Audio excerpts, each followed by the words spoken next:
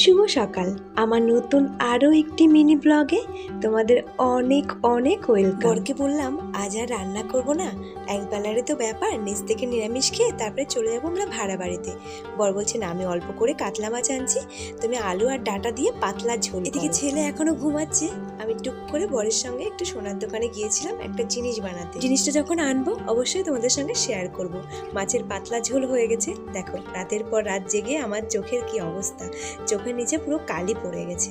পাতলা ঝোল খেয়ে বরমশাই এখন গাছে উঠেছে লিচু পাত। এদিকে ছেলে ওর বাবাকে গাছে ওঠা দেখে ও তো খুব খুশি। ও বলছে মামা আমিও উঠবো। পাপা কি করে গাছে উঠলো, কি করে শিখলো? তখন আমি বললাম তোর পাপা হচ্ছে কেঁচো বাঁদর। সত্যি কথা বলতে ছোটবেলায় আমিও কিন্তু গাছে গাছে চড়ে বেড়াতাম। আমাদের বাড়িতে একটা পেয়ারা গাছ ছিল, ছোট ছোট পেয়ারা হতো কিন্তু খেতে খুব মিষ্টি। শুকনো লঙ্কা ভেজে লবণ দিয়ে বেটে গাছে উঠে বসে বসে পেয়ারা খেতাম। তো চলো আজকে ভিডিওটা একটু